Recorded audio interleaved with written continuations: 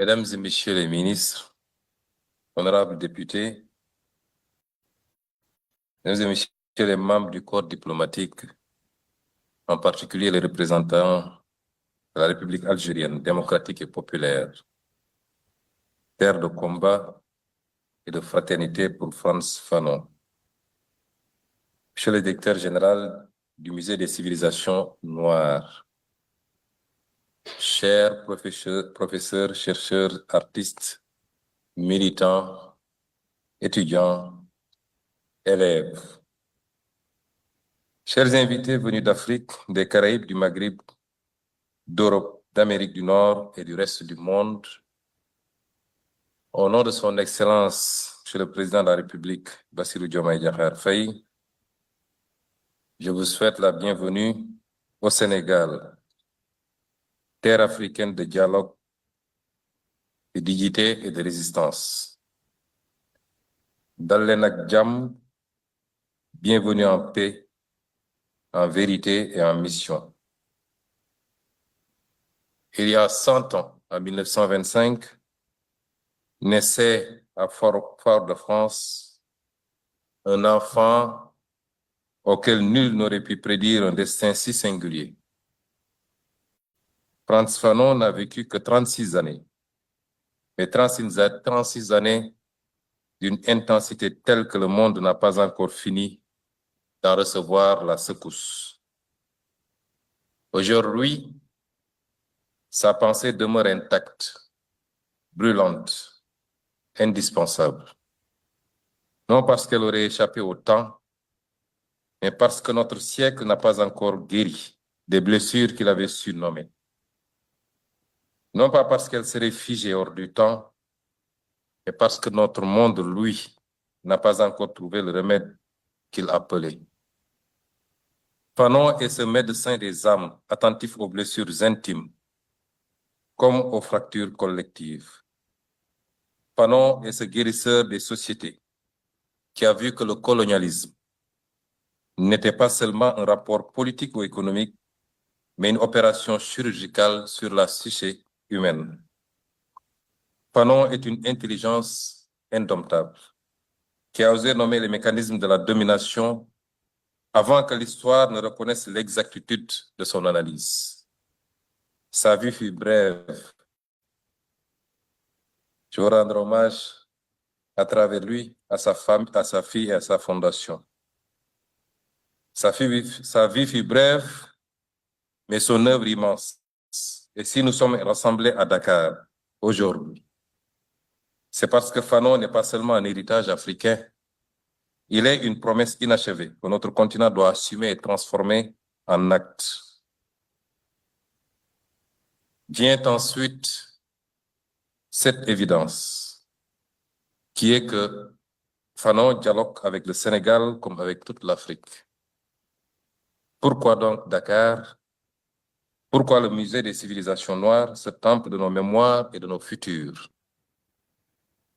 Parce que le Sénégal est, depuis longtemps, un carrefour de l'Afrique résistante. Un carrefour où se croisent les voies du Sahel, les vents de l'Atlantique, les héritages du monde noir et les aspirations de tout un continent. Parce que cette capitale ne dort jamais. Elle pense, elle débat, elle contredit, elle est... Stop, ça c'est des produits winners. Et si tu fais du e-commerce aujourd'hui, ça sert à rien. Alors arrête de chercher des produits winners comme si on était en 2018. Invente et réinvente.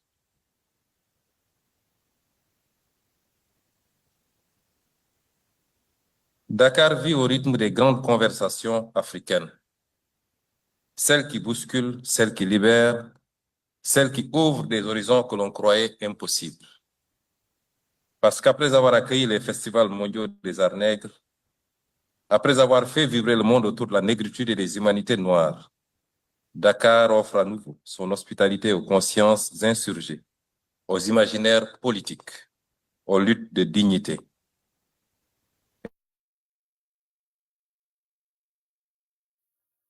Carrefour, une vigie.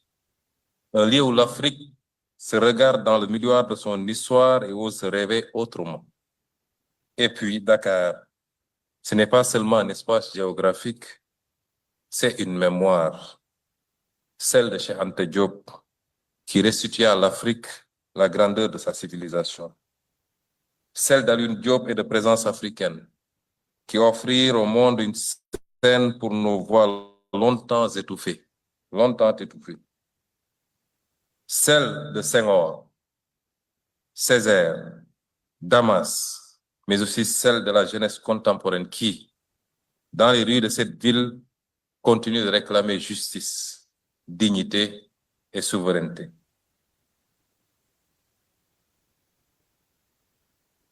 Dans ce contexte, il serait presque naturel que Fanon trouve ici un refuge et une résonance. Fanon a dialogué avec Senghor, avec Césaire, parfois pour critiquer, souvent pour éclairer. Il a interrogé la négritude non pas pour la renier, mais pour la pousser, la négritude, vers son point d'incandescence qu'est l'action. Il a vu dans la poésie un ferment d'insurrection, dans la culture un outil de lutte, dans la dignité une arme politique. Fanon fut martiniquais par naissance, français par contingence administrative, africain par lucidité, algérien par engagement.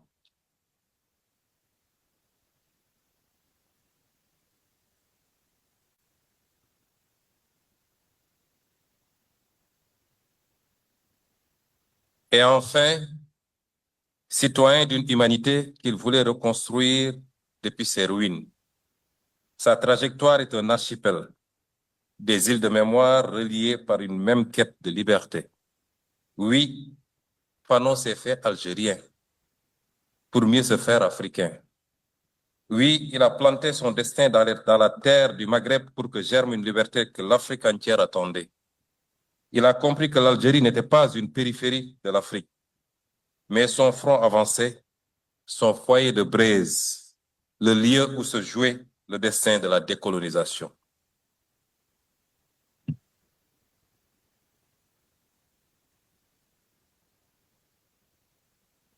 Et si nous sommes ici, au Musée des civilisations noires, c'est parce que cet espace incarne ce que Fanon espérait. Une Afrique capable de dire son histoire, de nommer ses blessures, mais aussi de les guérir, d'inventer son avenir sans permission, sans tutelle, sans imitation. C'est à travers 3 visages essentiels que se déploie l'héritage de Fanon. Et c'est vers eux que nous allons maintenant nous tourner. Le colloque qui s'ouvre explore 3 dimensions essentielles de cet homme pluriel. Entrons d'abord dans l'œuvre de Fanon par sa première vocation, celle du psychiatre qui, par le soin, ouvre la voie de la désaliénation. Avant d'être l'auteur incandescent des damnés de la terre, Fanon fut d'abord un médecin debout, un médecin lucide, un médecin indocile. À Blida, Joinville, il n'a pas seulement soigné des corps, il a affronté des abîmes. Il a ouvert les dossiers de la souffrance coloniale, comme on ouvre un dossier d'instruction pour en révéler les preuves, les mécanismes, les complicités. Dans les couloirs de l'hôpital psychiatrique, il a vu ce que peu d'Européens voulaient admettre, que le colonialisme n'était pas seulement une administration, mais une pathologie. Que la domination... Saviez-vous qu'il existe plusieurs types de titres de séjour en France? Le titre vie privée et familiale pour les... Que la domination n'était pas seulement un système, mais un traumatisme. Que l'oppression n'était pas seulement un rapport de force, mais une intrusion dans l'âme humaine. Il a regardé dans les yeux les ravages du racisme, ces blessures qui ne saignent pas, mais qui condamnent. Il a entendu les cauchemars du colonisé, ces nuits où l'on se débat contre une voix qui répète « Tu ne seras jamais ton propre maître ». Il a observé aussi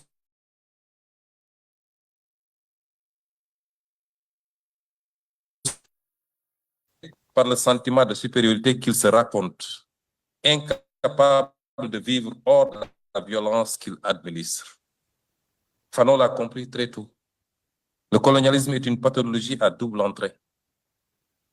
Elle aliène celui qui subit et elle défigure celui qui domine. C'est pourquoi, pour Fanon, la libération n'est pas un événement politique. C'est un processus thérapeutique. C'est un travail de désintoxication mentale. C'est la rééducation d'un peuple blessé pour qu'il cesse enfin de douter de lui-même. Il écrivait avec une lucidité qui glace encore aujourd'hui. Fanon nous a appris qu'une indépendance qui ne libère pas les consciences n'est qu'un décor renouvelé.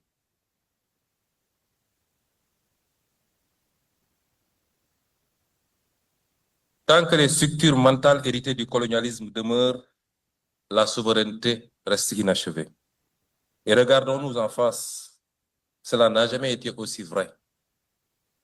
Car l'Afrique, malgré ses victoires, malgré ses indépendances, porte encore dans son inconscient collectif les cicatrices laissées par les siècles de domination. La peur de désobéir, la tentation de chercher la validation extérieure, la croyance que le savoir légitime est toujours celui qui vient d'ailleurs, comme disait Cheikh Anta Diop, la difficulté à rompre avec des institutions et des modèles qui ne furent jamais conçus pour notre dignité. Aujourd'hui encore, nous voyons combien la santé mentale, les traumatismes collectifs, les blessures invisibles du colonialisme et du néocolonialisme continuent de structurer nos destins.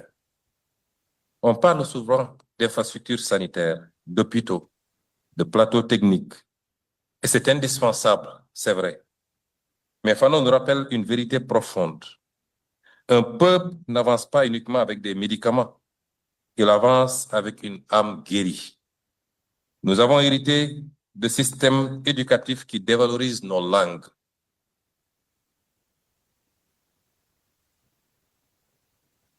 De systèmes politiques qui nous apprenaient à obéir plutôt qu'à créer.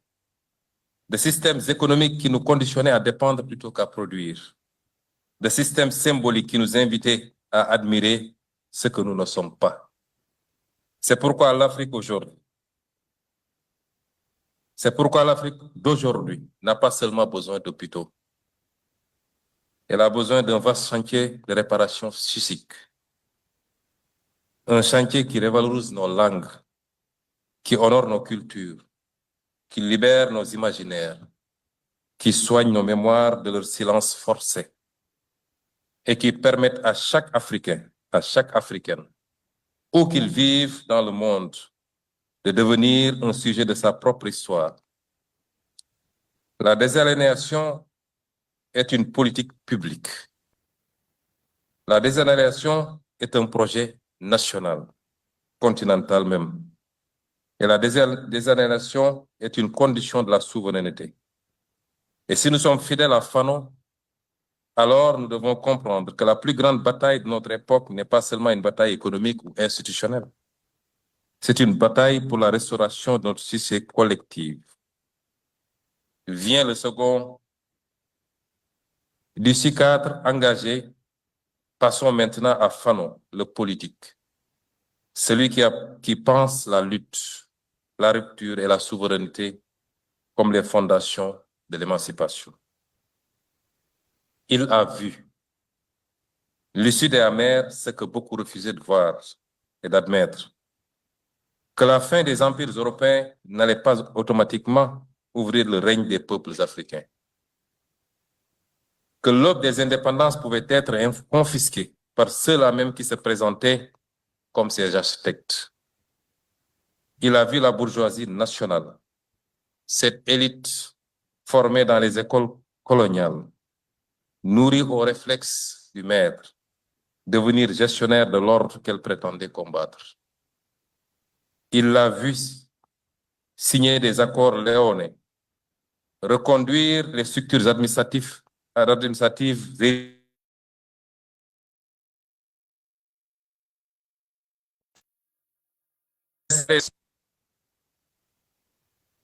Aujourd'hui, la majorité des gens n'ont aucune idée que le meilleur moyen de gagner sa vie.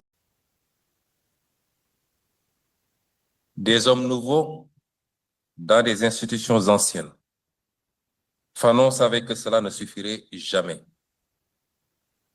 Il avait compris que la décolonisation, si elle se contente d'un transfert de pouvoir administratif, peut devenir le masque souriant d'un continuum colonial.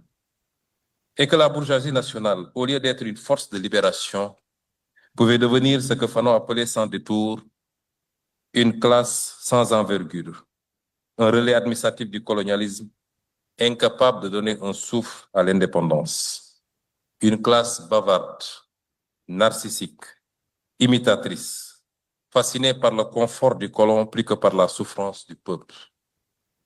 Permettez-moi de rappeler avec les mots mêmes du document qui guide ce colloque. Vos mots, les mots de Dakar, réfléchissant sur Fanon, le diagnostic implacable que l'on retrouve dans les axes préparatoires. Le recul du colonialisme dans l'Afrique des années 60 portait la promesse d'une reprise de l'humanité. Hélas, Fanon avait dû alerter sur la trahison de cette promesse par la bourgeoisie bureaucratique africaine.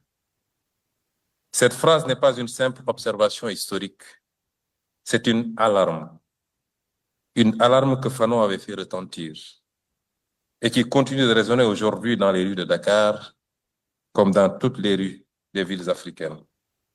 Dans les révoltes des jeunesses ouest-africaines, dans les critiques des systèmes monétaires imposés, dans les colères populaires face aux projets d'alignement et de dépendance.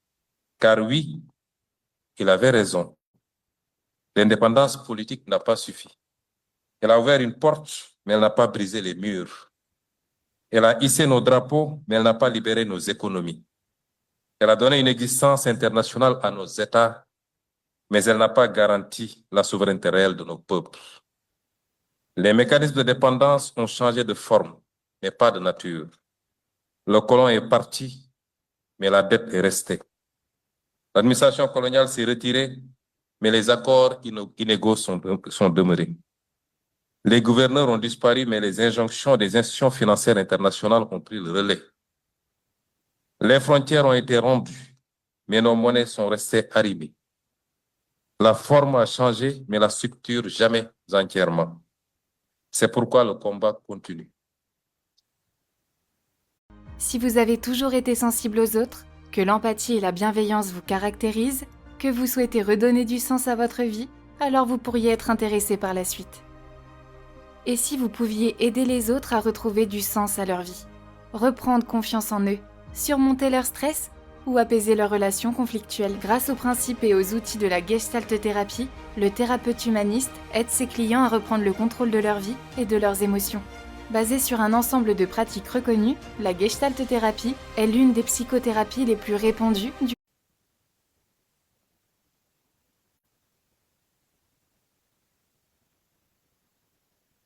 Un combat politique, un combat intellectuel, mais surtout un combat moral. Celui de refuser que la liberté africaine soit concessionnée, que la souveraineté soit conditionnée, que la dignité soit marchandée. Et si Fanon nous parle encore avec une telle force, c'est parce qu'il nous a prévenus avant l'heure que la vérité, la véritable trahison de l'indépendance ne viendrait pas seulement de l'extérieur, mais aussi de l'intérieur. Des élites qui renoncent, des dirigeants qui négocient au rabais, des États qui préfèrent reconduire le système plutôt que l'affronter. Aujourd'hui, alors que l'Afrique vit une nouvelle onde de révolte souverainiste, alors que des jeunesses entières refusent de reproduire les mêmes illusions, alors que des gouvernements, dont le nôtre, assument leurs responsabilités historiques, remettent en cause les dogmes hérités du passé, le message de Fanon retrouve une clarté foudroyante. Oui, il avait raison. Et aujourd'hui, nous n'avons pas le droit de détourner les yeux. Nous n'avons pas le droit d'être les nouveaux comptables de cette liberté sous tutelle. Nous n'avons pas le droit d'être les héritiers complaisants de cette trahison inaugurale. L'Afrique ne demande plus l'indépendance. Elle exige la souveraineté.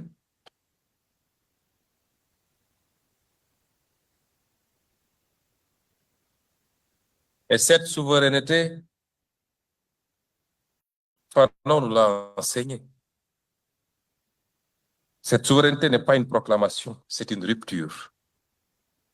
Vient alors le troisième visage de Fanon, celui de l'humaniste, celui de l'homme neuf. Fanon n'a jamais contemplé la violence non comme un idéal, mais comme une conséquence. Il a espéré ardemment l'avènement d'un homme neuf, délivré du complexe du colonisé comme du complexe du colonisateur.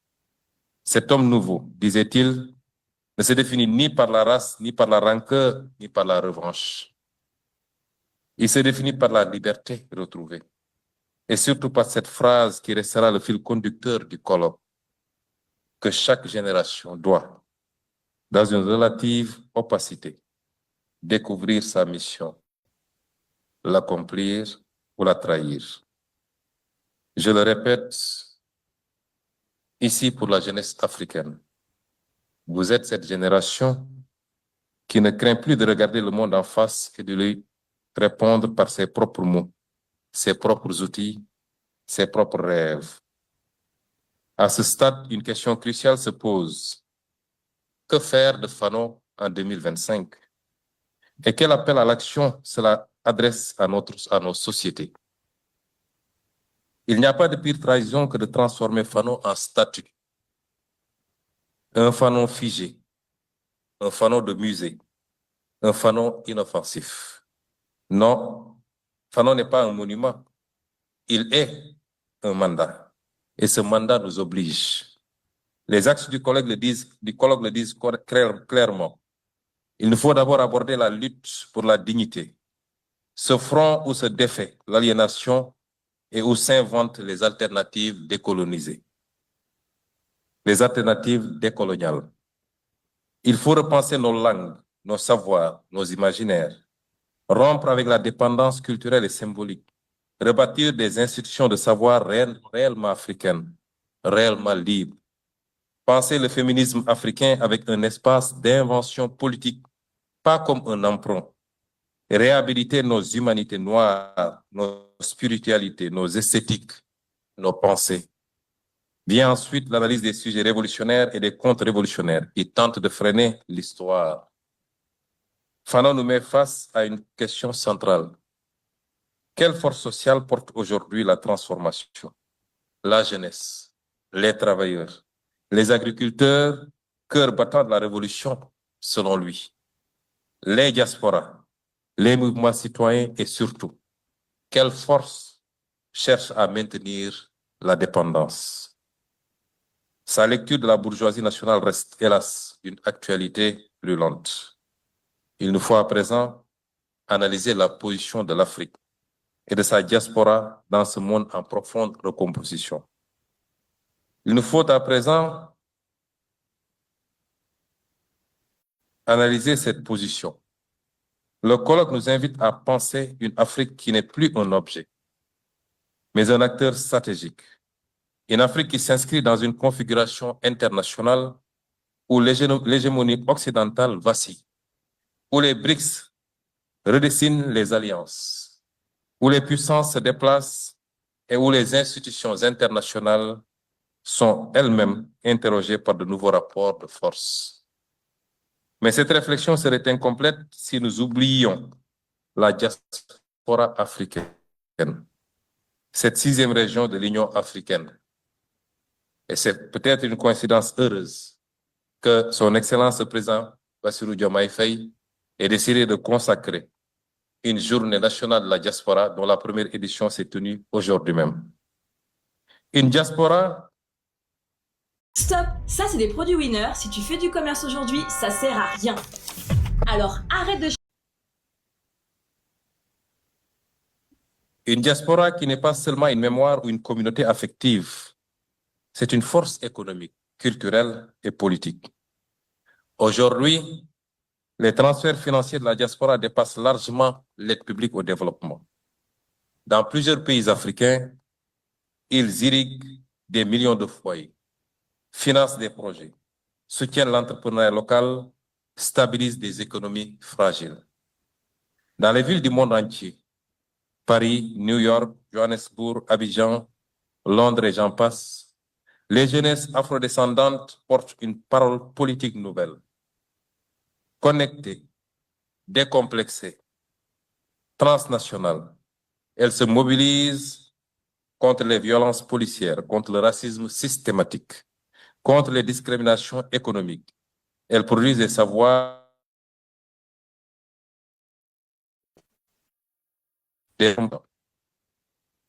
Avant-hier, j'ai eu l'honneur de dîner avec Madame la vice-présidente de la Colombie, première personne afrodescendante à atteindre ce niveau de responsabilité. Et dans nos échanges,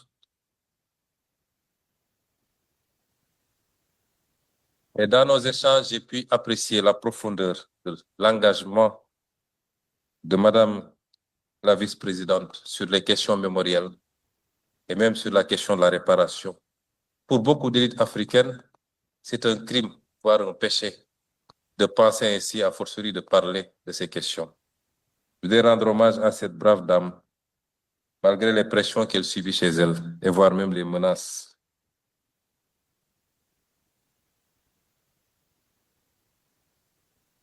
La diaspora, c'est aussi un espace stratégique des ingénieurs, des chercheurs, des artistes, des médecins, des entrepreneurs qui constituent un capital intellectuel majeur.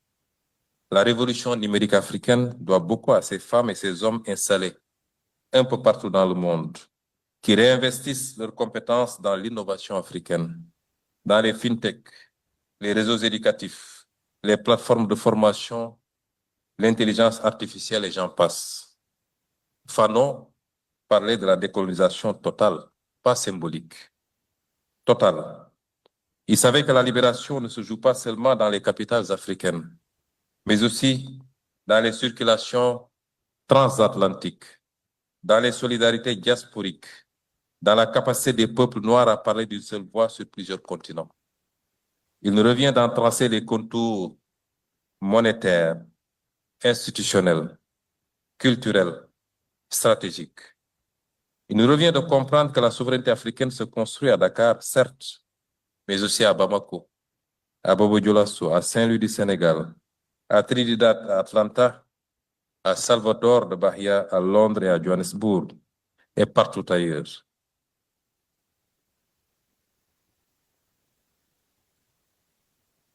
Elle se construit par les États, mais aussi par les diasporas, par les politiques publiques, mais aussi par les imaginaires, par les sciences, la culture, la mémoire et les luttes. Dans un monde en recomposition, la diaspora n'est pas un appendice, elle est une avant-garde. Vient ensuite un front majeur de notre émancipation, celui de l'économie de la dignité. Aucune dignité n'est possible sans souveraineté économique. Et aucune souveraineté économique n'est possible sans souveraineté monétaire. Ce n'est pas une équation théorique. Ce n'est pas une équation théorique. C'est la condition matérielle de l'émancipation que Fanon appelait déjà de ses voeux. Le franc CFA fut un instrument de stabilité, dit-on, mais surtout un instrument de contrôle, un outil conçu pour prolonger sous un vernis de coopération les réflexes de tutelle et de dépendance. Il a structuré nos politiques publiques, contraint nos stratégies, corseté nos ambitions, limité nos marges de manœuvre et, plus profondément encore, il a façonné nos imaginaires économiques. Il a installé l'idée qu'une monnaie africaine autonome serait un risque, un pari, voire même un luxe. Une monnaie servile ne produit qu'une mentalité servile.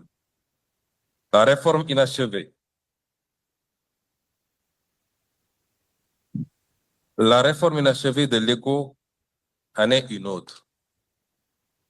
Une réforme annoncée pour tourner la page du CFA, mais qui, dans sa forme actuelle, n'auront véritablement qu'avec le symbole, pas encore avec la structure. Nous devons le dire avec franchise, changer de nom sans changer de logique n'est pas une révolution. C'est un rebranding de la dépendance.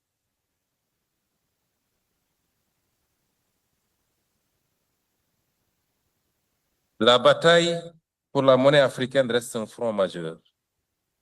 Un front politique, certes, mais aussi un front culturel et psychologique. Car une monnaie, ce n'est pas seulement du papier ou du code numérique. C'est la matérialisation du pouvoir d'un peuple, la traduction concrète de sa capacité à décider pour lui-même. La preuve qu'il accepte de compter sur ses forces, ses ressources, ses institutions, et non sur la protection paternaliste ou les arbitrages lointains de notre centre. Pour Fanon, la domination n'était jamais purement militaire ni administrative. Elle pénétrait les structures mentales, les habitudes de pensée, les réflexes de soumission intériorisés. La question monétaire en Afrique est précisément cela, particulièrement en Afrique de l'Ouest et en Afrique centrale. Bref, en Afrique francophone. Un champ où se joue encore la lutte entre dépendance et désaliénation. Le combat est... Il ne s'agit pas de claquer les doigts pour inventer une monnaie parfaite. Mais nous savons aussi que la prudence excessive, l'attentisme ou la peur des représailles des marchés sont souvent les autres noms de la résignation. Ça, c'est un trophée que Shopify m'a envoyé parce que j'ai fait 100 000 commandes sur l'une de mes boutiques de l'e-commerce. C'est assez rare. La souveraineté monétaire n'est pas un isolement. C'est une capacité à choisir, à négocier d'égal à égal, à orienter son économie sans permission préalable, à investir dans ses priorités, la santé, l'agriculture, l'éducation, l'industrie, sans attendre que d'autres valident nos projets ou redessinent nos ambitions. C'est pourquoi nous devons ensemble reconstruire l'économie politique de la dignité, une économie basée sur la maîtrise de nos ressources, la refondation de nos institutions financières, la fin des fuites de capitaux, la régulation de nos chaînes de valeur et l'affirmation d'un principe simple mais révolutionnaire, que nos peuples ne doivent plus être des variables d'ajustement dans l'ordre mondial. En vérité, tant que nous n'aurons pas conquis notre souveraineté monétaire, notre souveraineté économique restera sous condition et notre dignité restera négociable. Et cela, Fanon l'aurait refusé avec la plus grande fermeté. Et c'est ici que surgit une exigence fondamentale, notre responsabilité en tant que gouvernement africain dans l'histoire qui s'écrit. En tant que Premier ministre du Sénégal, je veux dire ceci, et devant vous, je veux le dire avec gravité, mais aussi avec une conviction inébranlable. Nous ne commémorons pas Frantz Fanon, nous le continuons. Nous ne sommes pas ici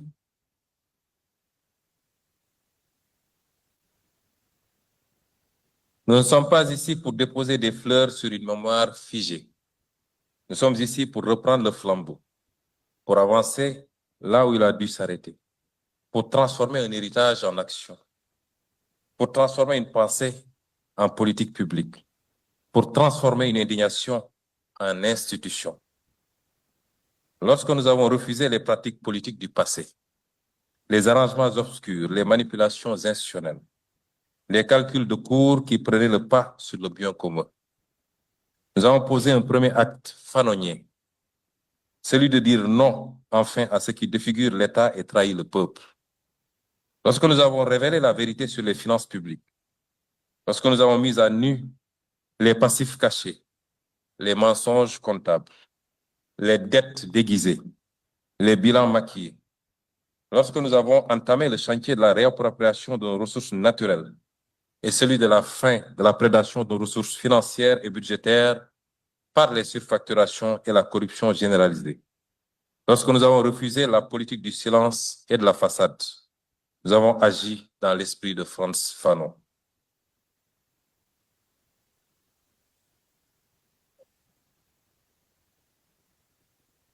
Fanon qui disait que la domination commence toujours par la dissimulation et que la liberté commence toujours par la vérité. Lorsque nous avons engagé la lutte contre la dépendance économique, contre les accords qui brident, contre la présence militaire étrangère, contre les conditionnalités qui punissent, contre les mécanismes monétaires qui ligotent, nous avons rejoint le combat de Frantz Fanon. Lui qui affirmait que l'indépendance sans maîtrise de son économie n'est qu'un drapeau sans souveraineté. Lorsque nous avons défendu sans trembler la souveraineté de notre pays face aux pressions extérieures, face aux injonctions, face au chantage voilé ou explicite, lorsque nous avons affirmé que le Sénégal ne serait pas gouverné depuis l'extérieur, qu'il ne serait pas manœuvré par la peur des marchés, ni intimidé par les admonestations d'institutions qui ont trop souvent pris l'Afrique pour un laboratoire, alors nous avons fait plus qu'un geste politique. Nous avons restauré notre dignité nationale.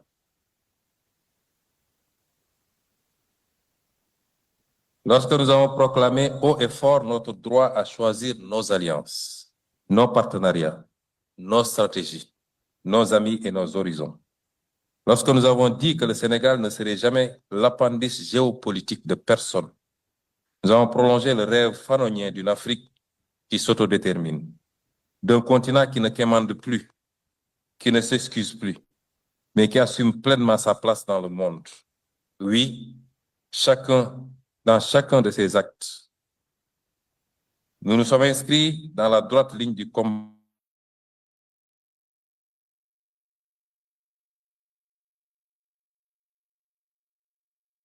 de voir ici. Fanon nous a appris à reconnaître ces élites qui se servent de l'État plutôt que de le servir. Celles qui transforment la fonction publique en rente. Celles qui s'inclinent devant l'étranger mais se redressent face au peuple. Celles qui parlent beaucoup et agissent peu. Fanon nous rappeler une exigence simple. Se méfier des gestionnaires de la dépendance et appeler des femmes et des hommes capables de rupture, d'intégrité et de courage. La sobriété dans l'exercice du pouvoir, la transparence dans la conduite des affaires publiques et la cohérence entre les paroles et les actes. J'ai créé ma marque en passant d'un produit comme ça, vendu dans un sac en plastique, à une boîte avec mon propre logo, mon propre produit dessus.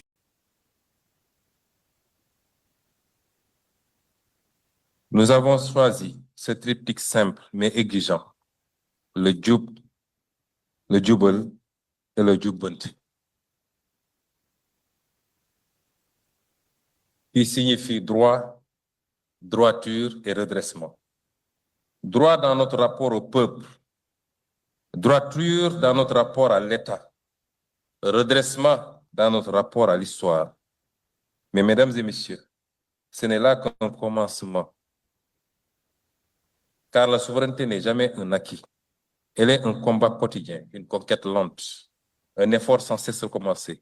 Ce colloque doit nous aider à aller plus loin encore, plus loin dans la construction d'un État décolonisé, plus loin dans l'invention d'une économie souveraine, plus loin dans la reconquête mentale et culturelle, plus loin dans la refondation de nos institutions, plus loin dans la construction d'une Afrique qui cesse enfin d'être le terrain des autres, pour devenir le théâtre de sa propre histoire.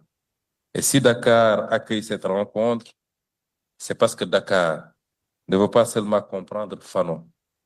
Dakar veut l'accomplir.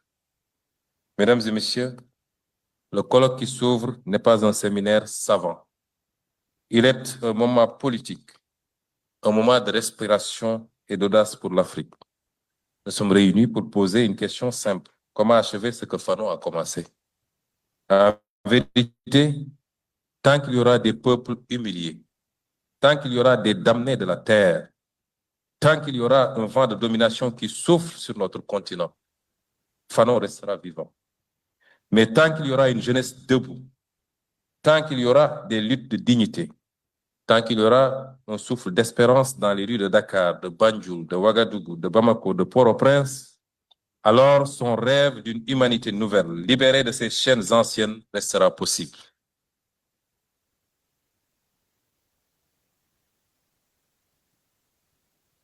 C'est avec cette conviction, cette espérance, cette exigence, que je déclare officiellement ouvert le colloque international du centenaire de Frantz Fanon. Je vous remercie de votre aimable attention.